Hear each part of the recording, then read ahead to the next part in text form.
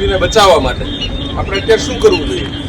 તો સૌથી પહેલી વાત છે પર્યાવરણનું જતન અને સંવર્ધન કરવું જોઈએ. વૃક્ષો વાવવા જોઈએ, વૃક્ષોનું જતન અને સંવર્ધન કરવું જોઈએ.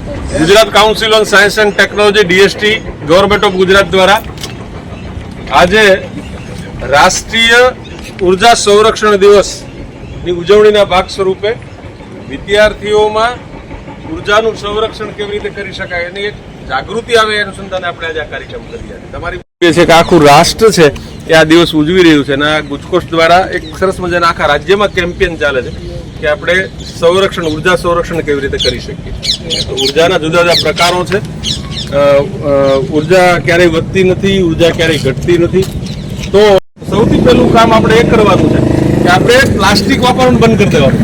તો આવા ઘણા બધા કારણો છે જેને કારણે આપણે બહુ મોટું આપણા પર્યાવરણને નુકસાની કરી રહ્યા છીએ. આપણા દ્વારા સમાજમાં અવરને જાગૃતિ આવે અને આ આપણું રાષ્ટ્ર છે એ સુદૃઢ સુખાકારી આપણા રાષ્ટ્રમાં ઉત્પન્ન થાય એમાં આપણો સહયોગ આપણે આપવાનો છે. આપણે કરવાનું જે છે સ્વચ્છતા રાખવાની છે, પ્લાસ્ટિકને વાપરવાનું જ નથી અને પર્યાવરણનું જતન અને સંવર્ધન આપણે કરવાનું છે. આપણે ત્યાં વૃક્ષો વવાતા હોય, વૃક્ષો વાવવા પણ જોઈએ. એનું એક વૃક્ષ છે આપણે વાવી અને આપણું જતન પણ કરી અને મોટું કરવાની જરૂર છે.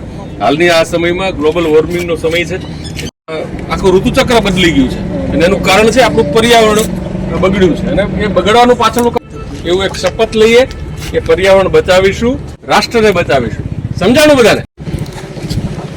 વીજળી બચાવો, દેશ બચાવો. વીજળી બચાવો, દેશ બચાવો. વીજળી બચાવો, દેશ બચાવો. વીજળી બચાવો, દેશ બચાવો. વીજળી પર્યાવરણ બચાવો, દેશ બચાવો. પર્યાવરણ બચાવો, દેશ બચાવો. પર્યાવરણ બચાવો, દેશ બચાવો. પર્યાવરણ બચાવો, દેશ બચાવો. પર્યાવરણ બચાવો, દેશ બચાવો. ઊર્જા સંરક્ષણ, રાષ્ટ્ર રક્ષણ. ઊર્જા સંરક્ષણ, રાષ્ટ્ર રક્ષણ. ઊર્જા સંરક્ષણ, રાષ્ટ્ર રક્ષણ. ઊર્જા સંરક્ષણ, રાષ્ટ્ર રક્ષણ. ઊર્જા સંરક્ષણ, રાષ્ટ્ર રક્ષણ. ઊર્જા સંરક્ષણ, રાષ્ટ્ર રક્ષણ. ઊર્જા સંરક્ષણ, રાષ્ટ્ર રક્ષણ.